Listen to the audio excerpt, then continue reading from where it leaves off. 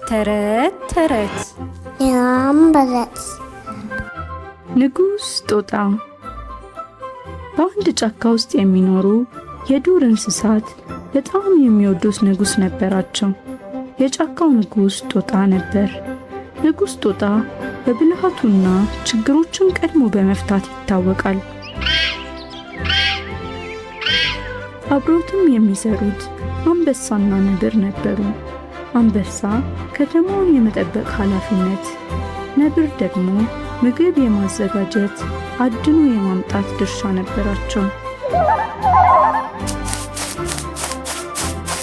ንጉስ ጦጣ ብዙ ጊዜውን የሚያሳልፈው ከአንበሳና ከነብር ጋር ቢሆንም አንዳንድ ጊዜውን ወደ ከተማ ወጣ ብሎ ብቻውን ጊዜ ማሳለፍ ይወዳል።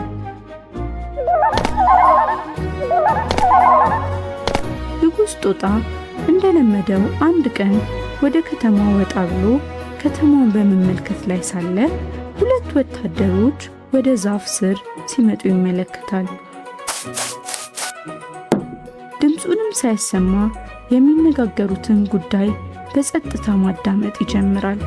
ወታደሮቹም ማንም እንደማይሰማቸው በማሰብ ወደ ዱር የሚገቡበትን ጫካውንም አቃጥለው የሚያማምሩ ፎቆችን የሚሰሩበትን ቀን በማቀድ ላይ ነበሩ። በሚቀጥለው ሳምንት ወደ ጫካው እንገባለን። ጫካውንም አቃጥለን የሚያማምሩ ትልልቅ ፎቆችን እንሰራለን። ዝግጁ ሁኑ። እሺ አለቃ። ንጉስ ጦጣም በሰማው ነገር በጣም አዘነ። ወደ ዱሩም ሳይመለስ ለብቻው በዛፍ ላይ ተቀምጦ እንዴት የዱር እንስሳቱን ከዚህ ችግር ማዳን እንደሚችል ማሰብ ጀመረ። ከጥቂት ቆይታ በኋላም ወደ ጫካው ተመልሶ ነብርና አንበሳን አገኛቸው። ንጉስ ጦጣም በሚቀጥለው ሳምንት ወደ ጫካው የሚመጡ እንግዶች እንዳሉና ነብር ጥሩ ምግቦችን እንዲያዘጋጅ እንዲሁም የአቀባበል ስርዓት እንደሚያደርጉላቸው ሁሉም የዱር እንስሳት እንዲጠሩ ለአንበሳና ለነብር ነገራቸው። ነብርና አንበሳን በጣም ተደሰቱ። ከዚህም በፊት ወደ ጫካው የመጣ እንግዳ ስላልነበር እንዴት እንደሚቀበሉ መወያየት ጀመሩ።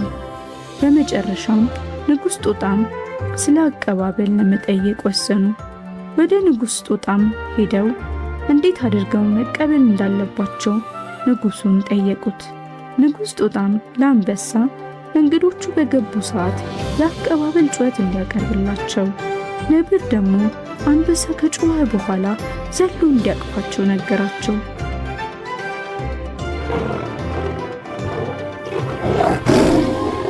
አንበሳና ነብር በተሰጣቸው ኃላፊነት በጣም ተደሰቱ። ያንንም ቀን በጉጉት መጠበቅ ጀመሩ። ቀኑም ደረሰ። ወታደሮቹም ተሰብስበው ወደ ጫካው ገቡ። ንጉስ ጦጣም ቀድሞ ዛፍ ላይ በመሆን ወታደሮቹን በመጠባበቅ ላይ ነበር። ልክ ወደ ጫካው እንደገቡ አንበሳ ጫካውን አንድ ጊዜ በጩኸት አቀለጠው። ነብርም ልክ የአንበሳን ጩኸት እንደሰማ ዘሎ ላያቸው ላይ ተከመረ። ወታደሮቹም በደረሰባቸው ነገር በጣም ደንግጠው ሮጠው ከጫካው አመለጡ።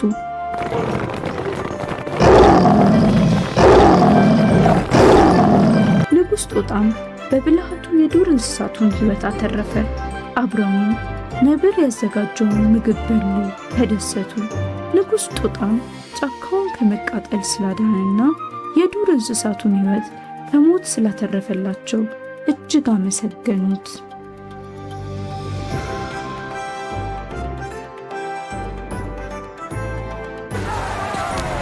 ቻው ልጆች። በቀጣይ ሌሎች አዳዲስ ተረቶችን ለማግኘት የመምህርት ሀገሬን የዩቲዩብ ቻናል ሰብስክራይብ አድርጉ።